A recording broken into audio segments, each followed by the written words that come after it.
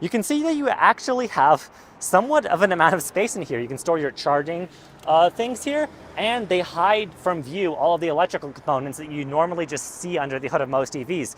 Also, there's a, we didn't stage this, there's a donut in this one. That's kind of funny, but that can't be helping too much with the range. A little bit of extra mass, but it's fine. Hey guys, remember the Chesapeake Climate Action Network Action Fund that we ran the prize to win a Rivian R1T or a Tesla Model S Plaid over a number of episodes this year? Well, guess what? One of you guys won it. Alex, dude, we're so pumped that you won a Rivian R1T. Big thanks to CCAN for sponsoring Out of Spec and for an Out of Spec viewer to win the awesome prize. Here's Alex. I'm really excited to, have a pickup truck that's electric. Win or lose, I was excited to, give a little bit for charity, I guess, for that. And I actually have solar at my house, so something to help out, maintain my energy, self-sustaining at my house. It was just a good opportunity to help out, you guys that were doing a lot for the climate and moving us forward where we should be going in the future.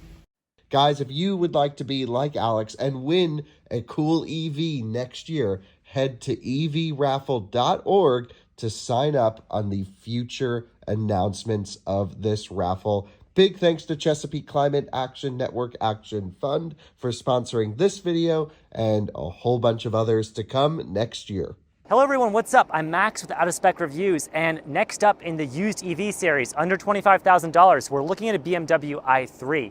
Now, the market being what it is, this one is actually $30,000. That's because it's a 2020 i3. Not so long ago, you could get the BMW i3 for really cheap, and that was something special, because the i3, well, when it came out in 2014 for its debut model year, it was a frankly space-age car. We're talking rear-wheel drive, mid-engine, or I should say mid-motor mounting, carbon fiber plastic reinforced chassis, super lightweight, super ahead of its time. Well, the sad thing about this car is it had limited range when it came out, only 83 miles. Now that got bumped up iteratively, and this one we're looking at has 150 miles of range, but that wasn't enough. People just never bought into it. And to be fair, the original price for this car was quite something. We're talking, I think, $50,000 to $60,000. It started at 45 grand, but frankly, you just have to be crazy to spend that much new. And so there was a point in time a few years ago where you could get a car like this, even a 2019, 2020 model with the biggest 42 kilowatt hour pack, new, new-ish, a used one, you could get that for like 18 grand. Well, the market's not that anymore, but you still can find these cars under 25 grand if you're looking at 2015, 2016 model year. So I'm gonna give you a quick walk around of the i3, and we're gonna talk about this specific one. Then Jordan and I later in the video are gonna drive it, and then I'm gonna give you a full buyer's guide where I talk about all the changes they made to i3s over the years and which one you should get, especially if you're on a budget. So this i3 we're looking at, like I said, 2020, it's riding on 19-inch wheels, these kind of arrow blade style. Now, the unique thing about i3, and if Jordan comes in here, you can see is it has really skinny wheels. Now, BMW did this for basically efficiency reasons, but these low rolling resistance wheels, they don't have a huge contact patch with the ground. And combined with this car being rear wheel drive, you might wonder, how does it do in winter? Well, assuming you put Blizzaks on it, which BMW actually did have OEM spec made by Bridgestone, you can get winter tires for this, it's actually not bad. However, this car is infamous for very aggressive regenerative braking, so especially in low traction environments like on the snow and ice, you want to be aware of that. This car will brake on its own very abruptly. Now, overall, I just want to comment on the design of the i3. I think it's lovely. This spec here in white and black, in my opinion, it should be the flagship color for i3. It's just so beautiful. The way it contrasts, you have these blue accents, that being BMW design language for electric. And if you look at BMW today, they're taking cars like the i7, which Kyle just drove. Those are just conversions. They're shared platforms with their gas cars. The i3 was so special because when this car came out, it was ground up new. It was really something quite exciting, just like the Chevy Bolt in this series. Every other car we've looked at has been a compliance car. It's been a shared platform with some gas car that the automaker converted. This was something different. It was new. And it's really sad, in my opinion, that BMW kind of departed from this direction and is now making cars that you can see are in some ways are limited. What do I mean by that? Well, everyone talks about frunks with EVs. Let me show you the frunk on the i3, because believe it or not, the i3 is the only car in this series that we looked at that actually has a frunk. Don't believe me? If I open up the hood, you can see that you actually have somewhat of an amount of space in here. You can store your charging things here, and they hide from view all of the electrical components that you normally just see under the hood of most EVs. Also, there's a, we didn't stage this, there's a donut in this one. That's kind of funny, but that can't be helping too much with the range, a little bit of extra mass, but it's fine. Now, if I close that, this i3, by the way, we're looking at courtesy of BMW of Denver downtown. It's their model, so this is a name brand vehicle. When Jordan and I drive it, they're insisting on being in the car with us. Sure, that's fine. We thank them for working with us to let us use this i3. But yeah, let me talk about specs before we get into driving, because this i3, well, it is running a 42 kilowatt hour battery. That was the biggest they ever put in this car. And no, it doesn't have the range extender. If you know anything about the i3, you might have heard that they have this range extender engine. Basically, it's like a 2.4 gallon tank. You actually have this little gasoline engine that's a generator that can extend your range.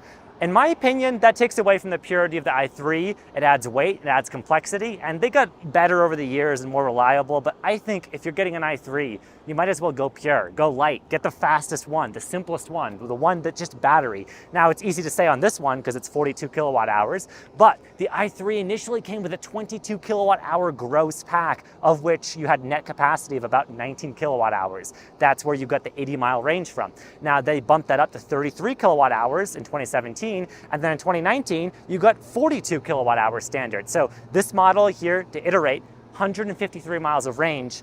Now this one is also the only car we looked at in the series that's rear-wheel drive. You've got one motor powering the rear axle, and it's giving you, I believe, 170 horsepower and 184 pound-feet of torque. Now, that may not sound like a super impressive figure, but consider that this is a carbon fiber composite aluminum subframe car. It's super light, so that goes 0 to 60 in just over 7 seconds. But that 0 to 30 in particular in this car is really quick. And because it's rear-wheel drive, it's got these skinny tires, and honestly has quite nimble handling, but we'll get to that in the driving part of this video. Now I'm just going to walk around quickly and show you the trunk, because you also get quite a decent amount of usable space on the i3. Now this trunk at the moment isn't working, so I might have to go back in the car and get my key. It's supposed to be a keyless entry trunk, but who knows, maybe the key fob's on low battery. Now, also the taillights on the i3, always a super distinctive design element, something I've always loved. I know some people call the i3 a futuristic egg. I think that's a term of endearment. I personally like this futuristic egg. And inside here, we've got a level 1 charging cable. Now this car did come standard as of 2015 with DC fast charging, 50 kilowatts, similar to a lot of the other cars we've looked at in this series. Of course, it also had level 1 and level 2 charging with AC. Now, if I look under the trunk here, you can see that as they've expanded the battery, this is the biggest battery, right, they ever made, 42 kilowatt hours. You really don't get any space under here. It's all just battery. But it is a fairly big battery for a fairly small vehicle, giving it 150 miles of range. The best we've looked at in this series, aside from the Bolt, it's still a far cry from what you get with the Bolt and those new batteries, but it's a hatchback, so I can fold down these seats and get a usable amount of space. Now, we do have to talk about the rear seats, because that's something else that's kind of weird about the i3. If I open the rear door, well, you'll see that it's actually a latch here. If Jordan comes in, you can see it's the flattering term for these is coach doors. They were called suicide doors, but that name's not super politically correct. So coach doors are what you should call them. But basically you have rear wheel opening doors, and then you have this kind of interesting window design here. The whole door also, like just these materials, like this was, I believe, some kind of recycled material. It's all making use of vegan materials. BMW, you can see also put the carbon tub here. So this car's just making use of space age materials. It's really quite futuristic, both outside and in. And if I get in the rear seat behind myself, where I'd have it configured as a driver, it's, you know, it's fine. but it's a little bit compact, but that's been every car we've looked at. I think the Bolt and Leaf have been standouts for cargo space. This one is okay. I do get cup holders here, which is nice. They're actually right in the middle here, but I don't get an armrest. And you can't seat 5 people in this car. Unlike the Leaf, you can only seat 4 because it's a 2x2 setup. Now, one more thing I should show you is the charging door, because I've been talking about charging a little bit. Where is the charging door? Good question. The other side. Because it's a European car, what did you expect? So, rear passenger side, we're gonna look at a honestly pretty big aperture for this door. Like, geez, nice little kind of motor design there. Now, this is before BMW saw the light and had those amazing hinge opening flaps. These guys are just on wires. Yeah, it's a little bit lame, but there you go. DC fast charging on this car, up to 50 kilowatts. May not sound like a lot, but because it's a smaller battery than the Bolt, it charged, I believe, 6.5 hours on level 2, 240 volt, and just about an hour and a half with DC fast charging. Not terrible. But anyhow, that's been my walk around of the i3. Now Jordan and I and Rod from BMW of Denver are gonna drive it, and then we'll finish up the video with a quick buyer's guide where we talk about which one you should actually get to save money. Okay, starting on the i3, Jordan and I are here. We've also got Rod, courtesy of BMW Denver, in the back. But yeah, we're just gonna basically quickly drive this car, give you our impressions of it. So there is a start button, interestingly, on the i3, which I guess every car we looked at, including the Bolt, has had one, right? But the Teslas, the Rivians, they don't do that. Just an interesting kind of philosophy. Some people like having that. I do like, however, this weird gauge selector. Like a lot of things in the i3, it's quirky, but I do think it has a lot of personality. It does make you feel like you're driving a car of the future.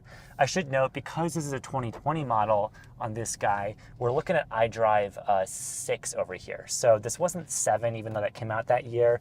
I think maybe the 2021 was the last model year of i3 they made. Maybe they updated that, I don't know, but this did have CarPlay. However, you couldn't get CarPlay in i3 until 2018, so BMW was a little late on the party there, but if you did get a 2018 or later model year, you do get CarPlay. So that's, you know, something important for all of you tech nerds out there. Now, driving this car, right, those super skinny Bridgestone Ecopia tires and the 19-inch wheels, it's a surprising amount of traction because it's a light car. And I really love the get up and go it has. We have a red light ahead here, so I'm not gonna launch it. But in general, I just really appreciate how this car has just such a zippy character. Part of that's the rear wheel drive. And like any true BMW, they did obsess over 50-50 weight distribution on i3, and it actually achieves that if you get the battery EV spec.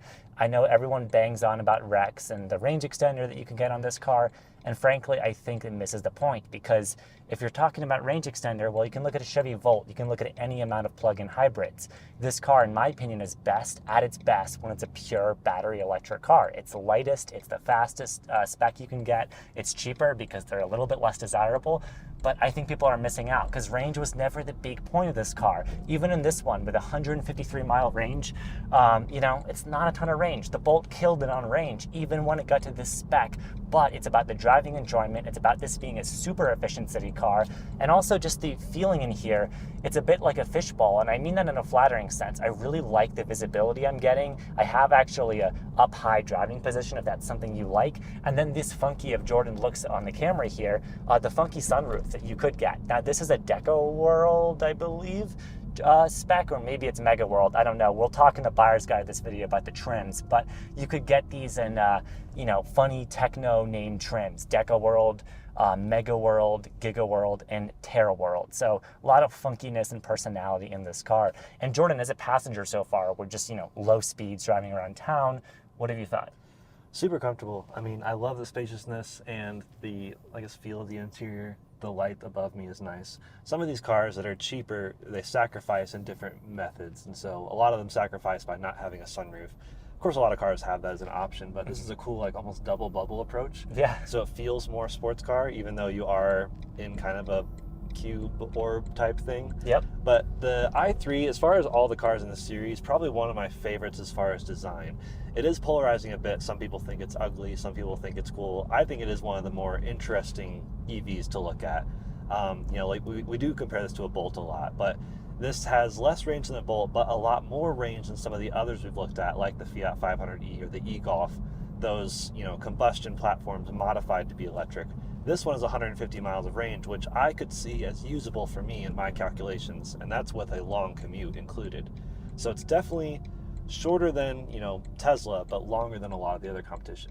Yes, and granted, I should note the 150-mile range, of course, being if you get 2019 or newer, you're looking at like a 110-mile range if you get the 33 kilowatt-hour battery made from 2017 to 2019, and earlier than that, you're looking at the original 80-mile range, which was never that great. But also, that would be the lightest i3 for you EV purists out there. So driving this around, even in Denver's terrible pothole-ridden streets, it's fine with these tires. And around town, like I said, it's just so zippy. I love even that like 30 to 40, 0 to 30, those low speed accelerations are really fun. This car is governed to 93 miles an hour. And frankly, if you're on the highway with these skinny tires, I don't think you need to go much faster than that. So it's fine. Always has been super efficient. And I really like the region approach BMW had here. It's aggressive. You can't really modulate it much, but it's true one pedal. And this car kind of forces you to be one pedal. And a lot of cars don't have one pedal in this price yeah, range. the Soul I was just looking at, the Soul EV didn't. The Fiat 500e we looked at. Yep. They missed out on that opportunity. But this, I just love how everything is laid out in here. The cool, interesting floating screen. And it's almost like two floating screens. Mm-hmm. And they had a light interior for these as well with different light components. And I love the contrast of the materials. And what do you think of the funky, I don't know what recycled plastic this is, but all the funky kind of vegan materials? I really like it. You see that over here on the door as well. Mm-hmm. I think it's a really unique approach. Mazda did some of that with the new MX-30, their compliance car for California. Mm-hmm. And I think that really makes sense because the whole idea with these cars is efficiency and more eco-minded concepts. And so using eco-minded materials is a really good thing, even if it means a bit more R&D up front. But I think R&D is the story of this car, right? BMW kind of bet the house, or at least they originally did with their electric strategy here. And, people didn't buy it because it was super expensive new, frankly. But, for the prices these are going now, even used, it's such a space-age car. It's so distinctive. I really do love the airiness of this cabin, like you were saying, the double bubble sunroof and everything. It's fun. And I like that aggressive region approach. Generally, I would say this is the kind of car where, maybe it's not the most friendly EV for you people coming from ICE vehicles out there. Oh, I thought this would be a turn-in road. It's not. So we're going to test the turning radius really quickly here. It's really good. Turns out, short wheelbase car, rear-wheel drive. You're never going to have to worry about understeer. I love that. But if I accelerate from a stop here, it's just infinite fun. So fun. The dynamics of BMW come through with this car, and that's what a lot of the other cars aren't really known for. The Golf can be kind of interesting, but they didn't really turn a Golf R into an electric. They just turned it's nowhere near as spicy as this. And if you are looking at above that 25 grand price cap, you could get the i3S, which they made in 2018 and later model years. That was, I think, like 10 more horsepower, 20 pound-feet more torque. Marginal, but a little bit spicier still on top of this already pretty fast powertrain. Yeah, the S was genuinely fun. I did drive that back in the day, but did they give it wider tires too, or this is 155, so these guys are super narrow, basically like moped spec, but it contributes to efficiency, which is great. And it's so unique and cool. This is a car to drive if you want to be known that you're driving eco-minded. A lot of the other cars are quote-unquote sleepers. It's like a lot of people don't even know which ones are electric or not. Yeah, this is all about that driving experience and letting the world know that, guess what, I'm in an EV, and this is a statement car. Whereas, that e-Golf, it looks like a Golf. The Soul EV, they all look, the Chevy Bolt, even though it's a ground-up EV, does it look that futuristic? No. Just looks like a better Chevy Trax. So. Yeah, so what does that tell you? This tells you something, even though, and again, I have to be nostalgic, right? BMW's current electric strategy, whether the i7 that Kyle drove, those are super great cars, super fast, but we're talking about over-engineering that car to the point of they're matching the ICE car, right? They're building it to spec. They want to match the engine. This was just always EV from the ground up. And this was, back when BMW had a very different approach to building an EV. So super compelling in that way. It's quirky, it's funky, and yes, you're paying a premium now in the used market, but if you want something with personality, if you want the most efficient, the most space-age EV, you want your carbon fiber, this is kind of your only game in town. Yeah, honestly, final thoughts. Speaking of game in town, this is the perfect town car. Just driving all around town. The NVH is fantastic. I hear no creaks and rattles. It's nice and quiet in here. We can easily have a conversation at speed. Yeah. What do you think of the electric motor's just natural sound? I think it's fine. Yeah, it's always hard in cars to tell what's piped in and artificial. I think there is a little bit of sound design work here, but the motor generally is quiet, and you know, I guess it sounds as futuristic as it looks. Yeah, you know? it sounds interesting, and Yeah. it's not iconic sounds by Hans Zimmer or anything like that. No. Like you see in the i4 and the iX. Yeah. And I like those. Not everyone does. This is the more safe approach, where it just sounds like a, I don't know, electric motor whirring up, which it is. Yes, and and it's not just the looks. Like functionally, that aggressive regen, it gives you all of that. So you know, in short, I think i3 is the car you get if you want personality. You're paying a premium on the market for these now, though, and you're not going to get the most range when compared to a Bolt. But liquid-cooled battery pack, super well-engineered car, super space age, and even now, I think something that looks quite distinctive. Agreed. And I will say, I've driven cars twice this amount of money with a less interesting and less quality feeling interior. So for what it's worth, I think this does have its own bargain. So again, this is a 2020, technically a bit over the original price point we're looking, but we're not disqualifying it because you can find i3s in the price bracket. Yeah, and we'll talk in the buyer's guide part of this video, which we'll film later at home, about which specific i3 you should get to save the most money. Now I'm looking for BMW i3s that are within 500 miles of Boulder, Colorado, and of course we're going to limit our results to that maximum price cap of $25,000. Now in terms of model year, 2021 was the last made, but I don't think we're going to find the recent i3s because the prices have just gone so high in this market. And yep, just as expected, looking at Carvana results, we're really seeing 2014 through 2016 models, some with a range extender, which obviously adds a premium. Now, on these early models, 2014 through 2016, you had a 22 kilowatt hour battery, and that meant that you really just had not that much range, 83 miles EPA range. But if you had the range extender, you can potentially almost double that because you have a 2.4 gallon gas tank. It was electronically limited on these cars to 1.9 gallons for US regulations, because if the car went further on gas than electric, then it wouldn't be considered an electric car for tax credit reasons. Now those tax credits no longer apply new because the car is not made new, but if you buy it used, that $4,000 credit under 25 grand, of course, could be very tempting. So I'm not sure exactly on the rules, though, if range extender applies to that. You can always get the range extender one from these model years and hack it afterwards with like a USB flash drive. Of course, it's unofficial, but that'll unlock that full 2.4 gallon tank. It's a software limitation that BMW put on these early models. Now, this one has high mileage, but don't worry about high mileage as much on i3. As long as there's no accident history, high mileage is nothing to worry about because, well, they're liquid-cooled, actively managed batteries on these cars. Super nice to see. Now I'm going to go back to the search results, and like I said, 2014 through 2016. Why the big delta between that and 2017?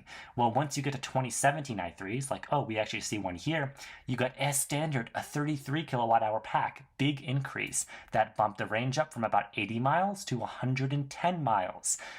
And that range would go down a bit more if you added the range extender because that added extra weight.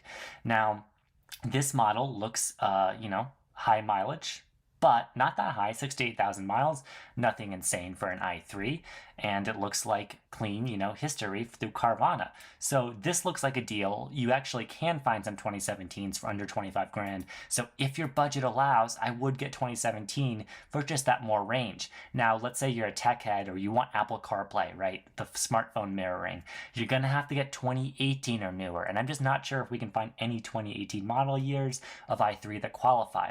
Now, in terms of trim, there were a few different levels. There was, of course, Deca World, Mega, Giga, and Terra. These mainly apply to like interior technology features, things like nicer materials. The thing I would care about is just finding LED headlamps, which I believe was Giga World and above.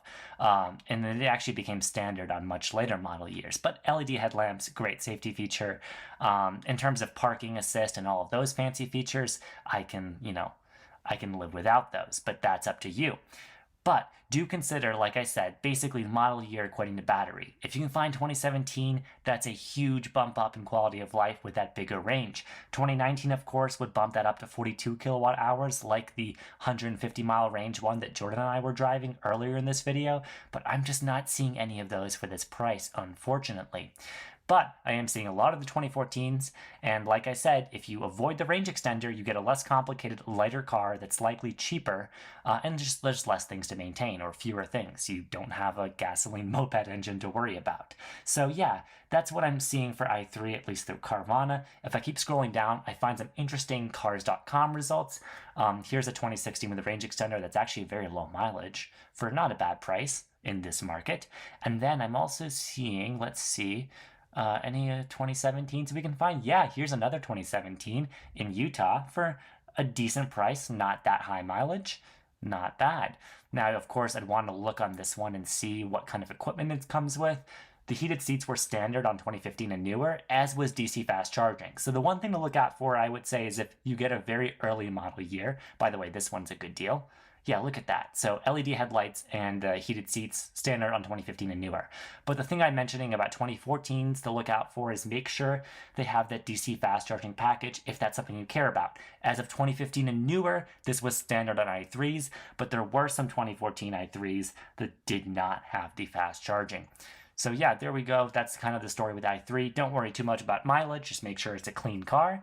And yeah, options are, they range in terms of trim and stuff, but the biggest thing I would be concerned about is deciding, do you want that range extender and the complexity it adds? Is that extra range worth it for you? It might be on especially these earlier models. And do you want to maybe spend a little more money on a newer i3, like a 2017 that has a bigger battery? Or do you want to skip that used tax credit altogether, spend more money for a 2019 or newer that has the very largest battery? Now, that doesn't make as much sense because you won't get the $4,000 credit, and those models just seem to be well above this price anyhow, so maybe I would say stick to 2017. But if you can find the good deals on those, that model year, if I scroll back to a 2017, I think that's really the sweet spot here, with a range extender or not, like I said, depending on whether you want it. Yeah, that's my buying advice for i3. But thank you so much for watching. We'll be back with actually a few more compliance cars and just other cheap EVs, because we want to cover basically every one of them. So if you find one that's good for us to look at or that you feel like we're missing, let us know, because we're going to be looking at everything with a few more episodes to go before we make our decision. Thanks so much for watching, and stay tuned to Out of Spec Reviews.